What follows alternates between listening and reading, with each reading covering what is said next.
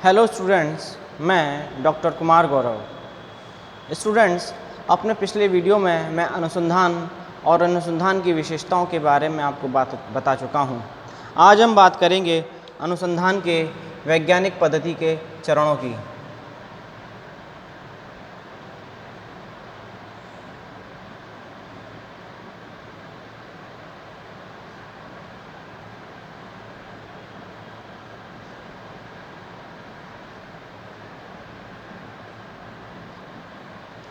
जैसा कि मैं आपको पहले ही बता चुका हूँ कि क्रमबद्ध एवं व्यवस्थित ज्ञान को हम अनुसंधान की श्रेणी में रखते हैं। किसी भी अपनी मनगढ़ंत विचारधारा को हम ज्ञान का रूप नहीं दे सकते, उसका अनुसंधान नहीं कह सकते। तो यह आवश्यक है कि हम इस बात को समझ लें कि क्रमबद्ध एवं व्यवस्थित ज्ञान को ही हम अनुसंधान कहते हैं। वैज्ञानिक निष्कर्षों तक पहुँचने एवं नियमों एवं सिद्धांतों का प्रतिपादन करने हेतु अध्ययनकर्ता को निश्चित चरणों से होकर के गुजरना पड़ता है। यानी कि इसके विभिन्न चरण हैं, जिन चरणों के द्वारा हम यह कह सकते हैं कि इन चरणों के द्वारा किए गए अध्ययन को या अर्जित ज्ञान को हम अनुसंधान कह सकते हैं या वैज्ञानिक अध्ययन कह सकते हैं। तो इसमें जो सबसे पहला चरण है वह है समस्या का चुनाव।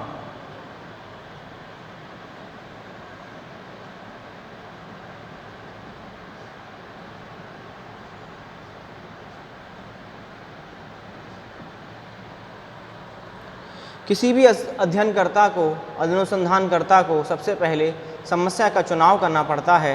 यानी कि वह किस समस्या के बारे में अपना अध्ययन करना चाहता है या अपना अनुसंधान करना चाहता है। मान लीजिए उसने जनसंख्या वृद्धि को अपना अध्ययन का विषय चुना,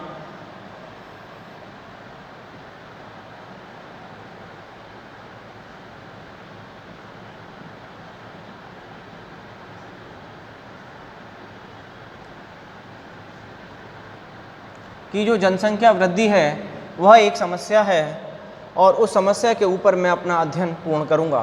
तो सबसे पहले जो समस्या का चुनाव है, उस चुनाव के रूप में किसी भी अनुसंधानकर्ता ने इस बात को चुना कि जनसंख्या वृद्धि मेरे विषय का चुनाव है, मेरी समस्या का चुनाव है और इस जनसंख्या वृद्धि के ऊपर मुझे अपना अनुसंधान करना है, अपना अध्ययन करना है।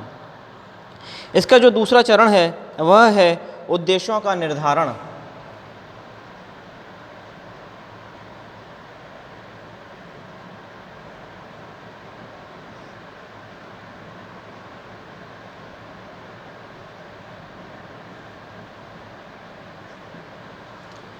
यानी कि जनसंख्या वृद्धि एक विषय का चुनाव हो गया या समस्या का चुनाव हो गया, लेकिन इसके बावजूद भी उसमें किस बिंदु पर वह अध्ययन करना चाहता है उस बिंदु का भी निर्धारण आवश्यक है और वह इसका दूसरा चरण कहलाएगा।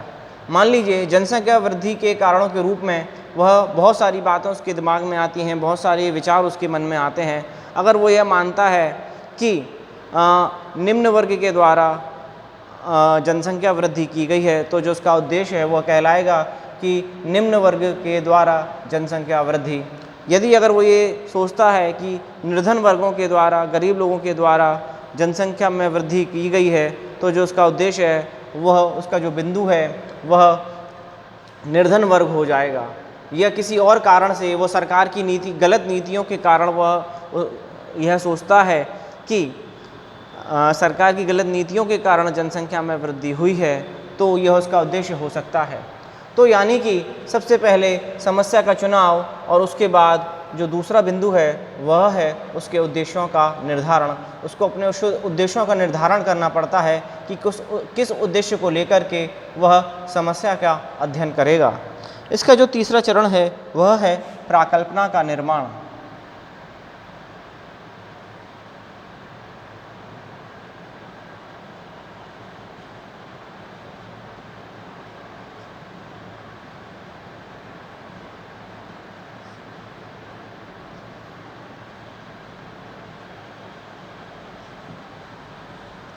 प्राकल्पना से जो तात्पर्य है वह यह है कि किसी भी अनुसंधानकर्ता के मन में, अध्ययनकर्ता के मन में जो भी विचार, जो भी बातें होती हैं किसी भी विषय या समस्या को लेकर के, वे सारी बातें प्राकल्पना कहलाती हैं।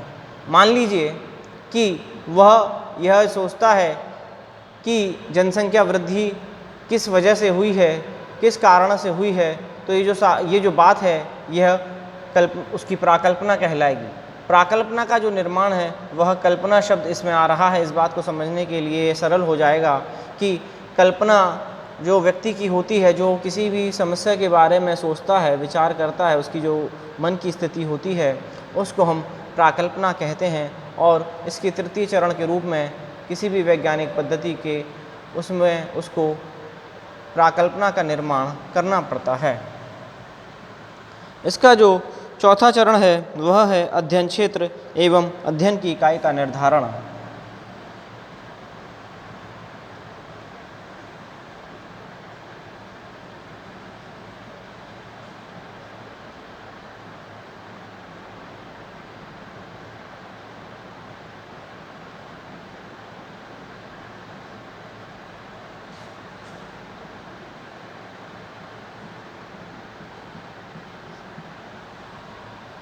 कोई भी अनुसंधानकर्ता यदि पूरे देश की जनसंख्या का अध्ययन करना चाहे तो यह संभव नहीं है। पूरे देश क्या, एक राज्य की भी जनसंख्या का यदि अगर वो अनुसंधान करेगा तो भी शायद उसके लिए बहुत सारी कठिनाइयाँ उसके सामने आएंगी। तो किसी भी एक गांव, शहर या किसी भी एक कस्बे के अध्ययन करने के लिए उसको एक क्षेत्र निर्धारित करना पड़ेगा, वह किस क्षेत्र का अध्ययन करना चाहता है। और इसके साथ ही उसको यह भी तय करना पड़ेगा कि उस क्षेत्र में वह कितने लोगों से सूचना एकत्रित करेगा, कितने लोगों से मिलेगा, कितने लोगों के द्वारा सूचना एकत्रित की जाएंगी कि 300 लोग, 500 लोग, 200 लोग या कोई और संख्या भी हो सकती है कि जिसके द्वारा वह यह इस बात को निर्धारित कर सके कि मैं किस क्षेत्र का अध्ययन करूंगा और कितने लोगों से सूचना एकत्रित करूंगा या तथ्य एकत्रित करूंगा। इसका निर्धारण भी अध्ययनकर्ता के लिए आवश्यक होता है। इसका जो पांचवा चरण है वह है अध्ययन पद्धतियों एवं यंत्रों का चुनाव।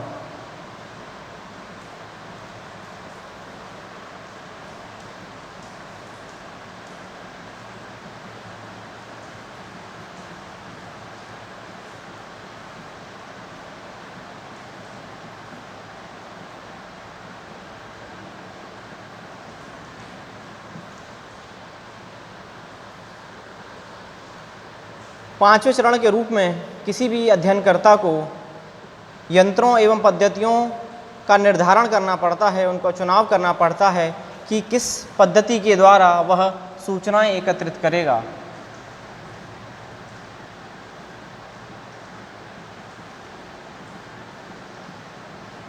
यानी कि वह साक्षात्कार के माध्यम से सूचनादाताओं के पास जाकर के सूचनाओं का संकलन करता है या प्रश्नावली के माध्यम से सूचनादाताओं से सूचना एकत्रित करता है या किसी अन्य माध्यम से सूचनादाताओं के पास जाकर के सूचनाओं का संकलन करता है। तो ये जो सारी बातें हैं वह पद्धतियों का निर्धारण एवं यंत्रों का निर्धारण के अंतर्गत आती हैं और अध्ययनकर्ता को इन दोनों बातों का चुनाव करना पड़ता है कि किसके द्वारा वह सूचनादाताओं से सूचना एकत्रित करेगा या हम यह कह सकते हैं कि तथ्य एकत्रित करेगा, जिसके आधार पर किसी भी अध्ययन को हम आगे ले जा सकते हैं या अनुसंधान कर सकते हैं। जो इसका छठवां चरण है वह है अवलोकन एवं तथ्यों का संकलन।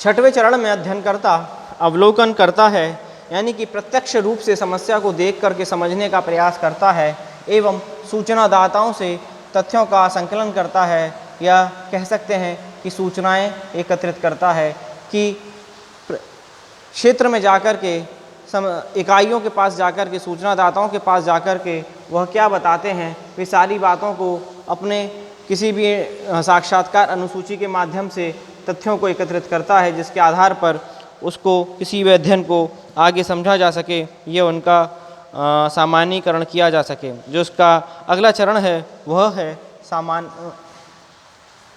तथ्यों का वर्गीकरण एवं विश्लेषण।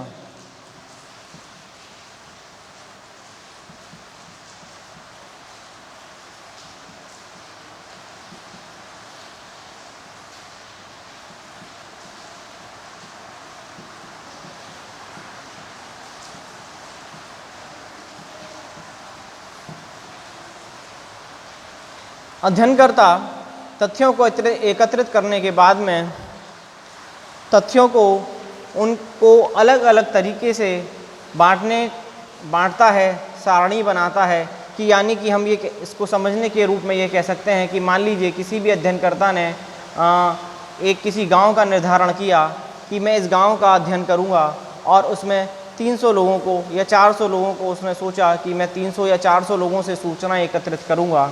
तो उन 300 या 400 लोगों में से बहुत सारे लोग पढ़े लिखे भी होंगे, धर्म के आधार पर अगर हम कहें तो विभिन्न धर्मों के भी होंगे, विभिन्न जातियों के भी होंगे, कुछ ऐसे भी होंगे जो गांव में नियमित रूप से रहते हैं, कुछ ऐसे भी होंगे कि जिनकी आधा परिवार जो है वो शहर में रहता है, बहुत सारे परिवार संयुक्त रूप से रह रहे होंगे, बहुत सारे परिवार एकांकी रूप से रह रहे होंगे, बहुत सारे परिवार खेती या कृषक रूप में अपना जीवन यापन कर रहे हैं, बहुत सारे जो परिवार हैं वो व्यापार करते हैं या किसी अन्य माध्यम से अपने परिवार का पालन पोषण करते हैं। तो ये जो सारी बातें मैंने जो आपको बताई हैं, धर्म के आधार पर, जाति के आधार पर, शिक्षा के आधार पर, गांव में रहने के आधार पर, उनके व्यापार के आधार पर, उन सब बातों का वर्गीकरण करना पड़ता है और उसी आधार पर उनका विश्लेषण भी करना पड़ता है कि कितने प्रतिशत लोगों ने क्या उत्तर दिया या क्या सूचनाएं दी। जो इसका अगला चरण है वह है सामान्यीकरण।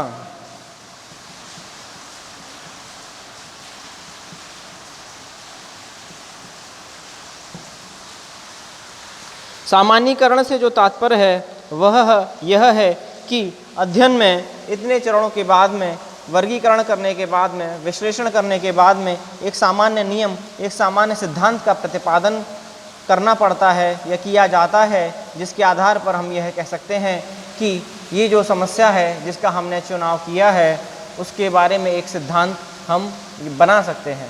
अगर हम जनसंख्या वृद्धि की बात करें तो मान लीजिए जो भी किसी भी अध्ययनकर्ता ने जिन सूचनादाताओं से सूचना एकत्रित करी हैं और मान लीजिए उसमें से अधिकतर जो निम्न वर्ग के सूचनादाता हैं या गरीब परिवार के जो सूचनादाता हैं उनके परिवार में 6 या 8 बच्चे हैं, या किसी और धर्म या किसी जाति के आधार पर अगर हम विश्लेषण करने का प्रयास करें तो हम यह कहें कि उस धर्म या उस जाति में परिवारों में बच्चों की संख्या ज़्यादा है, तो एक सिद्धांत का प्रतिपादन किया जा सकता है कि इस वर्ग या इस जाति के जो लोग हैं उनके द्वारा जनसंख्या वृद्धि में विशेष योगदान रहा है।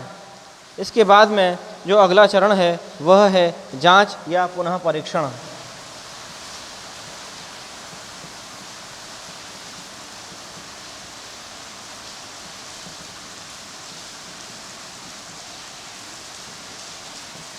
यानी कि जिस नियम या सिद्धांत का प्रतिपादन अध्ययनकर्ता द्वारा किया गया है उसकी हम पुनः जांच भी कर सकते हैं या पुनः परीक्षण भी कर सकते हैं। जब तक जांच या पुनः परीक्षण का चरण किसी भी अध्ययन में सम्मिलित नहीं है, शामिल नहीं है, तब तक वह अध्ययन वैज्ञानिक पद्धति नहीं कहलाएगा या अनुसंधान नहीं कहलाएगा। इसका जो अगला चरण है वह है भविष्यवाणी।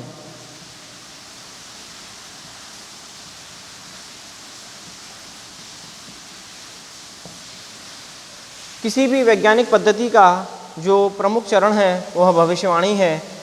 यानी कि हम यह कह सकते हैं कि बिना भविष्यवाणी करने की क्षमता के किसी भी अध्ययन को हम वैज्ञानिक नहीं कह सकते। दूसरे शब्दों में या दूसरे अर्थों में हम यह भी कह सकते हैं कि यदि कोई भी अध्ययन वैज्ञानिक होगा तो उसके अंदर भविष्यवाणी करने की क्षमता भी होगी।